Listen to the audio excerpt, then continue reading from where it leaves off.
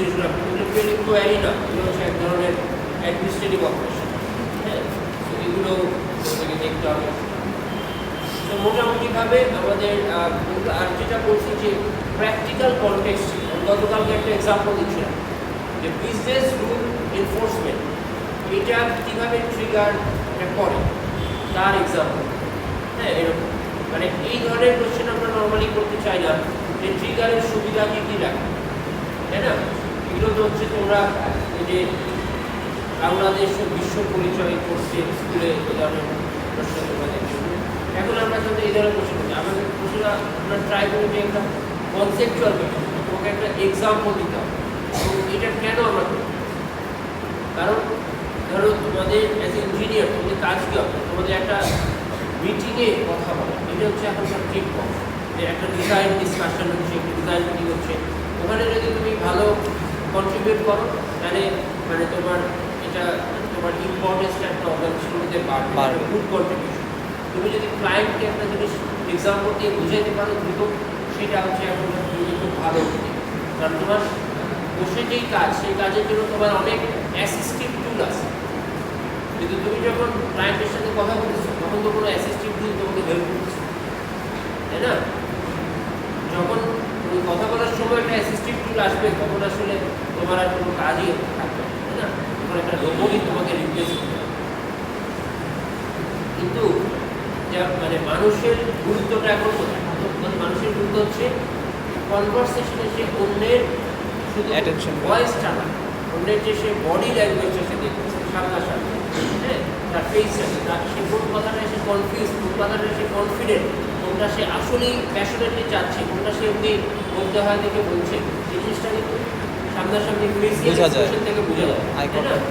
এবং সেই বোঝাটাকে কীভাবে একটা মানুষ প্রসেস করে সেটাই সেই জিনিসটা ইমোশন বোঝা, এটা আসলে এখন একটা টুল, একটা রোবট এটা এখনো করতে পারে, তাই না?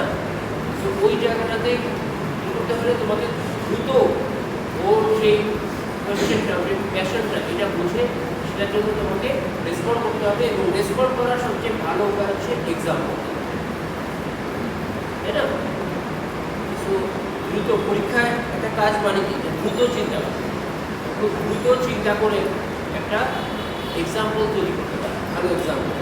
হ্যাঁ, এটা হচ্ছে একটা বড় স্কিল এখনকার যুগে, ঠিক আছে? এটার সিনট্যাক্স কি, মানে কীভাবে এটা অ্যাকচুয়ালি লিখতে হবে, এটা এখনকার যুগে কোনো বিষয় না। তুমি এটা একটা এনএলএমকে জিজ্ঞেস করলেই সে তোমাকে সিনট্যাক্স লেখা। তোমার জন্য ইম্পর্টেন্ট হচ্ছে যে এই একটা কনসেপ্ট কোন কনটেক্সটে তুমি অ্যাপ্লাই করছো। হ্যাঁ, যেমন একটা প্রবলেম সলভ করার জন্য তোমার কোন অ্যালগোরিদমটা লাগবে এটা বোঝা হচ্ছে ইম্পর্টেন্ট, বা এই অ্যালগোরিদমটাকে তুমি ওই কনটেক্সটে কীভাবে মডিফাই করো, কীভাবে অ্যাপ্লাই করো, এটা বোঝাটা ইম্পর্টেন্ট। অ্যালগোরিদমের বেসিক কোড এটা তুমি সার্চ করলে, তাই না? সো এইভাবে মানে ধরো আজ থেকে 10 বছর আগে মানে আমাদের পড়াশোনাটা যেরকম ছিল সেখান থেকে, বা 20 বছর আগে যেরকম ছিল সেখান থেকে একটা মেজর শিফট হয়েছে যখন ইন্টারনেটে প্রচুর রিসোর্স তৈরি হয়েছে। আর এখন হচ্ছে ইন্টারনেটে রিসোর্স তৈরি হয়েছেই, তোমাকে ওটা কষ্ট করে 4টা জায়গায় সার্চ করতে হয়, এক জায়গায় চুজ করে সে তোমাকে জিনিসটা খুব রেডি করে দিয়ে দিচ্ছে। তোমার কাজ হচ্ছে যে যেই কনটেক্সটে, যে এনভায়রনমেন্টে তুমি ওই অ্যাসিস্ট্যান্সটা নাই, বা যেই জায়গায় তুমি অ্যাসিস্ট্যান্সটা পাচ্ছ না, সেই জায়গায় তোমার ক্যাপাবিলিটি এবং স্কিলকে ডেভেলপ করতে হবে, ঠিক আছে? তো আমাদের আগে এক সময় আমরা তাদের একটা অ্যালগোরিদম লিখতে দিচ্ছি পরীক্ষা, এখন আসলে এটাকে আর খুব ভালো কোয়েশ্চেন ধরা হয়। এখন ধরা হয় যে একটা সিনারিও তুমি অ্যালগোরিদমটা কোন অ্যালগোরিদম অ্যাপ্লাই করবা, অ্যাপ্লাই করার ক্ষেত্রে এখানে তোমার কী মডিফিকেশন করতে হবে সেই জিনিসটা বলা, এমন না যে তোমাকে কোড লিখে সাথে সাথে করতে হবে পরীক্ষা 10 মিনিটের মধ্যে, তা না। কিন্তু তুমি জিনিসটা ধরতে পারতেছো কিনা, কোয়েশ্চেনটা ঠিক এটা হচ্ছে, বুঝছো?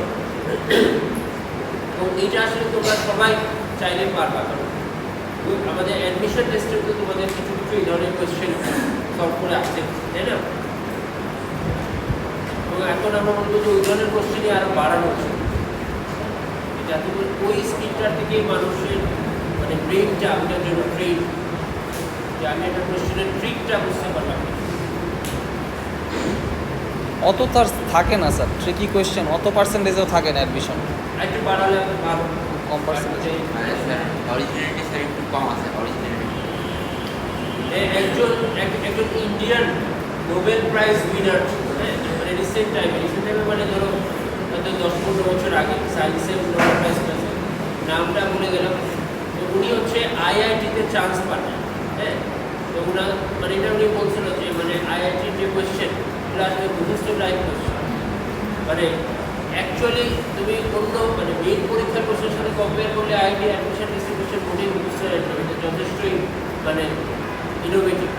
কিন্তু আসলে তারপরও এটা ডিপেন্ড করে যে কেউ যদি মানে কয়েক মাস কোচিং করে খুব ভালো প্র্যাকটিস করে, সে আসলে অনেক কিছু পারবে, যেটা আরেকজন তার সাথে সার কিন্তু সে কোচিং করে এই জন্য পারবে। যেমন মাঝখানে সময় দেখা যাচ্ছে যে ধরো বাংলাদেশের প্রথম যে ম্যাথ অলিম্পিয়াডে গোল্ড মেডেল পায়, সে কিন্তু আমাদের এখানে অ্যাডমিশন টেস্টে তার 4টি জিনিসের ছিল ধরো 700-800। এইটা আমি বলছি যে এটা একটা ইন্ডিকেটার যে আসলে আমাদের কোয়েশ্চেন যথেষ্ট পরিমাণ ইনোভেটিভ।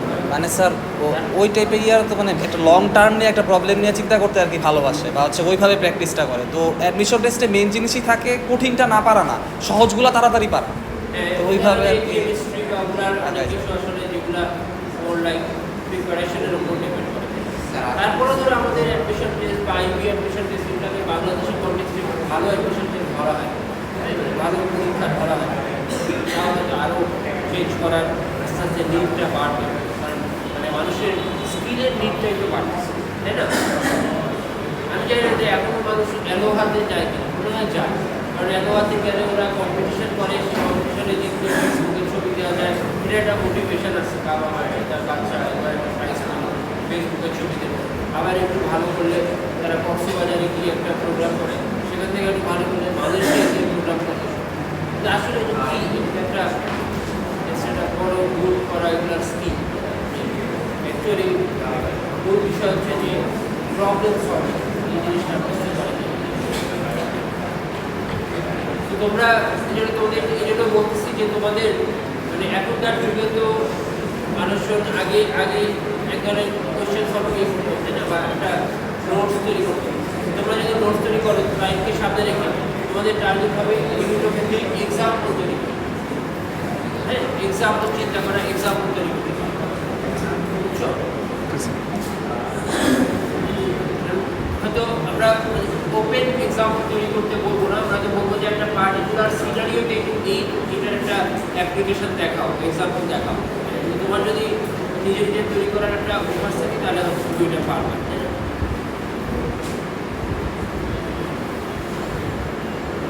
তোমাদের এটা হচ্ছে 2-1 স্যার। 2-1। আগে এক সময় ডেটাবেস ছিল 3-1, এখন আসলে দিন দিন সব কিছু আগায় আসতেছে স্যার। অ্যাসাম্পশন হচ্ছে যে কলেজ পর্যায়ে মানুষ একটা বেসিক প্রোগ্রামিংয়ের ধারণা পেয়ে যাবে। তো এখন আমার মনে হয় বাংলাদেশের বেশিরভাগ কলেজে প্রোগ্রামিং শেখানো হয়, কোনো ল্যাব নাই বা টিচার নাই। আচ্ছা, তোমরা একটু এই করতে, তোমরা কলেজ পর্যায়ে মানে কলেজ টিচারের কাছে প্রোগ্রামিং শিখতে পারছো কয়জন? মানে কলেজের টিচারের কাছে শিখছো? কলেজে টিচারের কাছে শিখছো, কলেজে শিখছো না।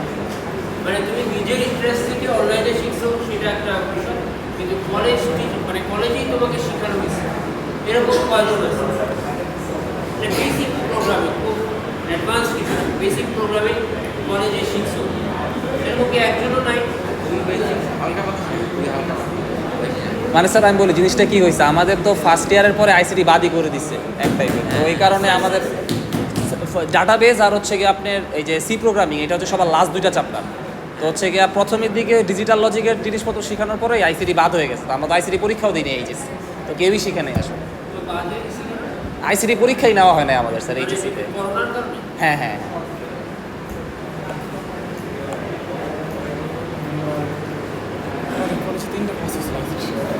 কিন্তু এসেছে আগে জানো না, তোমাদের আগের ব্যাচগুলো যারা প্রপার ধরো 18 ব্যাচ 19 ব্যাচ ওদের কিরকম ছিল? মানে স্যার ম্যাক্সিমাম কলেজ যদি বলি, বাংলাদেশে যেগুলো ভালো কলেজ আছে ওগুলোতে তো শেখানো হয়, কিন্তু ম্যাক্সিমাম যদি গ্রামের কলেজ বা সব মিলায় বলেন আইসিটি কোনো টিচারও থাকে না আপনার পুরো ইয়াতে, হয়তো বা যে ফিজিক্স পড়াইতে আইসিটি পড়াইতেছে। ভালো কলেজগুলোতে স্যার পড়ানো তো হয় অবশ্যই, আইসিটি টিচার তো থাকেই। না যেমন আমি জানি যে ধরো অনেক কলেজে চিটাং কলেজ থেকে বুয়েটে প্রতি বছর 50 জন অ্যাটলিস্ট চান্স পায় হিস্টোরিক্যালি। হ্যাঁ, চিটাং কলেজে কোনো ক্লাসে কেউ যায় না। সরকারি কলেজগুলো স্যার এরকমই আর কি। এটা তো মানে এটা একটু কারণ হতে পারে যে না শেখার, কিন্তু মানে অ্যাকচুয়ালি আসলে শেখানো হয় কিনা এটা একটা কোয়েশ্চেন, আসলে হয় তাই না? প্রোগ্রামিং ল্যাবগুলো হয় কিনা, শেখানো হয় কিনা। স্যার কলেজে মোটামুটি ল্যাব হয়, হ্যাঁ আমাদের রাজু কলেজ ছিল, বাট আমরা সি প্রোগ্রামটা পাইনি, তাই বলতে পারছি না ওই অংশটা পাইনি বিজনেস সি প্রোগ্রাম। তোমাদের ব্যাচের ক্ষেত্রে জিনিসটা ডিফারেন্ট, অন্য কারণে। ঠিক আছে, সাধারণত তোমাদের আর কোনো কোয়েশ্চেন আছে আমার কাছে? স্যার আমাদের প্রজেক্টের মধ্যে ইভ্যালুয়েশনটা যে হবে এটা কি স্যার আমি মানে ডাটাবেজে মেইন ফোকাস দিব? হ্যাঁ, মানে ডাটাগুলো কীভাবে হ্যান্ডেল করতেছি সবগুলো আমি মানে ডিলিট করতে পারতেছি নাকি? তোমরা যখন প্রজেক্টটা দেখাবা কি দেখানো উচিত তোমাদের? প্রথমত হচ্ছে তোমাদের দেখানো উচিত যে তোমাদের ডিজাইনটা ভালো। হ্যাঁ, ঠিক আছে, তোমরা মানে একটা রিয়েলিস্টিক রিকোয়ারমেন্ট অনুযায়ী Design ডিজাইন করতে করছো এবং ইন ডেপথ চিন্তা করছো। ইন্টেন্ট চিন্তা করতে তাই না? যেমন আমি যখন ওই যে বিজনেস রুল, এই কথা বলো না, শুনো, এই যে আমরা যে বিজনেস রুল যে জিনিসগুলো ওভার টাইম চেঞ্জ হয় সেগুলোকে তোমরা প্রপারলি রাখছো কিনা। জি স্যার। হ্যাঁ, এটা ধরো একটা ইম্পর্টেন্ট বিষয় আমার মনে হয়। এবং তোমার ডেভেলপমেন্টের ক্ষেত্রেও তুমি ওই বিজনেস রুলের জন্য যে টেবিল তৈরি করছো সেগুলো তুমি ম্যানেজ করছে। তারপরে ধরো এই যে তোমার বিভিন্ন রকমের কনস্ট্রেন্ট, এই কনস্ট্রেন্টগুলো ইউজারকে ভুল করতে বাধা দিবে। হ্যাঁ কারণ এই যে ট্রিগার, হ্যাঁ তারপরে ধরো এফিসিয়েন্সির জন্য তুমি কিছু মানে যে কোয়ারিগুলো তোমার ধরো একটা বড় ডেটা, তুমি চাইলে মানে একটা টেবিলে একটা প্রোগ্রাম লিখে অনেক ডেটা ইনসার্ট করতে পারো। ঠিক আছে, ধরো অনেক মানে হচ্ছে 1 মিলিয়ন এটা হ্যাঁ। ইনসার্ট করতে পারো। এবং তুমি যদি দেখাতে পারো যে তুমি একটা এফিসিয়েন্ট কোয়ারি লিখছো, যে কোয়ারিটা তুমি নর্মালি লিখলে এটার এখান থেকে একটা মানে জটিল কোয়ারি যেটা রেসপন্স আসছে ধরো তোমার 30 সেকেন্ড লাগতেছে একটা ইউজারের জন্য, সেটা তুমি এফিসিয়েন্টলি লিখে 2 সেকেন্ডে করতেছো। এই জিনিসটা যদি দেখাতে পারো এটা আমার মধ্যে খুবই ইম্পর্টেন্ট। তার মানে স্যার এটার জন্য তুমি কি তুমি প্রপারলি ইন্ডেক্স অ্যাপ্লাই করছো? হ্যাঁ, হ্যাঁ, বুঝতে এবং পারছি। তুমি মানে তোমাদের কদিন পরে পড়ানো হবে কোয়ারি অপটিমাইজেশন, এমনিতেও তোমরা যদি সার্চ করো যে এফিসিয়েন্ট কোয়ারি কীভাবে, যেমন অনেক ক্ষেত্রে যে আমরা তোমাদেরকে এক্সিস্ট পড়াইছি, এক্সিস্ট হচ্ছে এফিসিয়েন্ট কোয়ারি লেখার একটা উপায়, যে আমি এমনি মানে যেগুলো সাব কোয়ারিতে পুরো জিনিসটাকে মানে আমি দুইটা একটা জিনিস সার্চ করার সহজ উপায় কি, প্রথমে আমি একটা ছোটো অংশ আলাদা করে ফেলতে পারি যদি, বা সেই ছোটো অংশের উপর সার্চ করি, সেটা হচ্ছে ভালো, তাই না? বা এক্সিস্টের সুবিধা কি, আমি তোদের ক্লাসে বলছিলাম যে আমি যদি একটা পাই, যে যেটা কাউন্টার এক্সাম্পল আমি একটা পাচ্ছি, তাহলেই সে রেজাল্ট দিয়ে দেবে, যে মানে অ্যাটলিস্ট ওয়ান। তো আমি একটা এক্সিস্ট করলে আমি রেজাল্ট দিয়ে দেবো, আমার সব বোঝার দরকার নেই। অল্টারনেটিভ হচ্ছে আমি সব খুঁজে নিয়ে এলাম, তারপরে কাউন্ট করলাম যে কয়টা আছে, কাউন্ট এটাতে 0 নেই, তাই না? তো এই ধরনের যে কিছু জিনিস অ্যাপ্লাই করে, যে আমরা যে বিভিন্ন জায়গায় যে টেম্পোরারি টেবিল টাইপ, হ্যাঁ, বা টেবিল অ্যালিয়াস ইউজ করার ফলে অনেক সময় মানে একটা কমপ্লেক্স জিনিসকে একটা সিঙ্গেল কোয়ারি কিন্তু ফাস্ট করা যায়। তো এই জিনিসগুলো যদি তুমি দেখাতে পারো, এগুলো দেখাতে হলে তোমাকে অনেক ডেটা ইনসার্ট করে নিতে হবে, নাহলে তো তুমি এটা বুঝে দেওয়া যে আসলেই তুমি যে ফাস্ট রেসপন্স জেনারেট করতে পারলে এফিসিয়েন্টলি। এগুলো এই কয়েকটা জিনিস আমার মতে ইম্পর্টেন্ট। স্যার মানে আমাদের তো ফ্রন্ট এন্ড ব্যাক এন্ড এগুলোর উপর তো ইভ্যালুয়েশন হওয়ার কথা না বা মার্ক থাকার কথা না। ওটার উপর খুব একটা নাই, কারণ একটা তো আছে যে হাতের লেখা সুন্দর হলে মার্ক একটু বেশি পায়, তাই না? এরকম ধরো তোমার জিনিসটা যদি গুছানো হয় কন্টেন্টটা, তুমি কিন্তু মানে অ্যাকচুয়ালি তার চাইতে বেশি ইম্পর্টেন্ট, বেশি নাম্বার থাকা উচিত। তোমরা ল্যাবের যে কথা বলো যে তুমি ডেটা বেসের যে ওগুলোকে strength, হ্যান্ডেল করছি। সেটাকে তুমি কতটা এক্সপ্লয়েট করতে পারতেছো, কতটা ইউজ করতে পারতেছো তোমার কাজে, সেই জিনিসটা যদি তুমি দেখাই দেবেন। জি স্যার।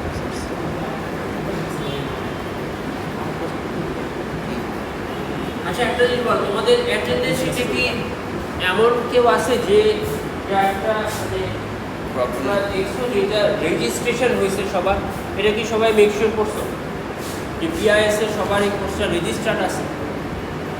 মানে নর্মালি রেগুলারলি সবার থাকে, সাধারণত অনেক সময় যারা একটু ইরেগুলার থাকে তাদের ক্ষেত্রে এটা ইম্পর্টেন্ট যে তার রেজিস্ট্রেশনটা ঠিক মতো হয়েছে কিনা কোর্স।